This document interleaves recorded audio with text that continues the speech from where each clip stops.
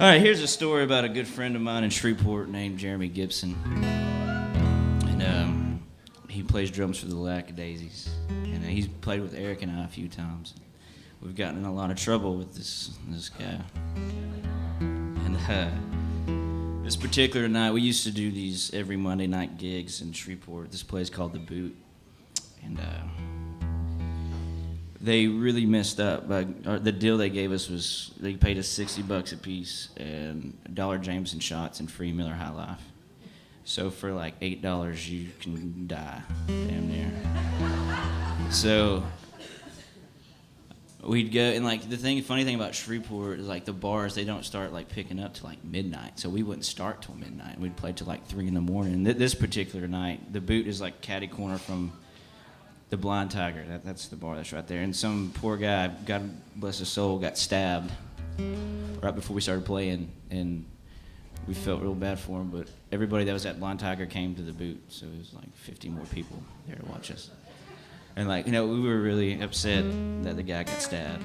But we were like, dude, our capacity just increased by 500%. Like, put the numbers together. It's great. And so we do the gig, and the thing about Gib, he's got a couple of tattoos, and one of the tattoos is on his left wrist of a digital watch that's stuck on 420. And we got pulled over for running a red light, and he should not have been driving at all. And somehow the cops thought it was hilarious that he had a digital watch of 420 on his wrist, and they let us go, which doesn't make sense at all. So, and I always wanted to write like a country song, like something that talked to tell the story. And I was like, this is a perfect opportunity to keep this story alive.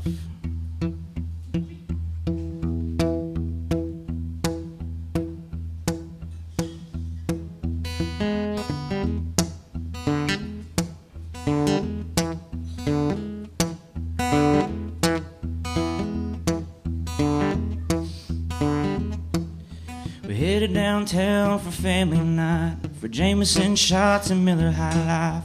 It's just another night of music with the boys. The Boot was empty at 10:15, then increased by 40 within 10 minutes. 'Cause some poor guy got stabbed on down the road. We knew right then it'd be a hell of a night, so we took more shots and we took our mics and we kicked it off singing When Country Had a Soul. And then we did our deed and we played till 3, took 2 more shots, it's probably 6 too many. Then we grabbed our gear and we took off down the road. Well, I crammed in the back with drums in tow. Gib was driving with the pedal to the floor. I wasn't too nervous till the cop came up to the door. We weren't driving too fast, we weren't driving too slow, but one thing's for sure, red does not mean go. And here we are pulled over on the side of the road. We're drunk and high and God knows what for sure. We thought we'd run out of luck if it wasn't for that tattoo right there on Gib's sleeve.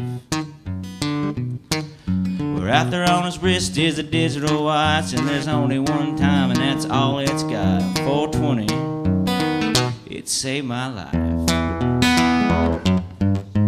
420 saved my life. Saved my life. Ain't gonna rest my head in no drunk tank tonight.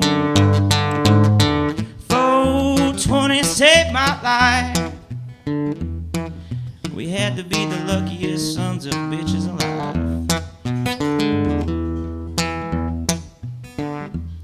Well, now the cop's at the window and he's shining his light. He asked for a license, which is no surprise, but turns out Gib lost it just the other 2 or 3 drunken nights. But he had a passport which was in the back underneath all those drums in some drumstick bag, and he asked the officer if he can go around and take a look. Well, Gib was kind, so the officer obliged, and Gib got out that car and went to the back of his exterior. When he opened up the back of the exterior to the trunk, all his drums fell on the floor, and here we are just like freaking out because all his drum equipment is on the highway, and we're trying to act like we're sober and everything's going to be all right, and we knew we were going to go to jail right then and there. But he found his passport, which was one good thing. But 2 more cops showed up, so now there's 3. But good thing Gib used to be a salesman, and his talking was right up to speed. He asked one cop how was his night, and asked about the stabbing, and if the victim was alright, and if they even ever caught that street corner stabbing guy. The cop said he was good, he was just passing through, and the victim is alright. He said he will survive, but we still have not caught that street corner stabbing guy. One other cop came back, said Gib was clean, and he said, boy, right there, there's only one more thing. If you could tell me what time you got, I swear I'll let you go. We knew right then it had to be a trap, and Gib said 4:20 anyways, and the cops laughed and left. And that was our reaction to that whole thing, just like, so just like, are you for real? But that was the story of how 420 saved our life. 420 saved my life. Ain't gonna rest my head in no drunk tank tonight. Oh, 420 saved my life. I will never get in a car with that son of a bitch as long as I'm alive.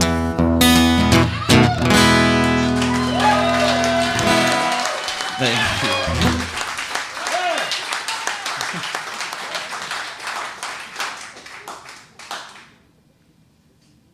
I just made that up. I was kidding. That never happened.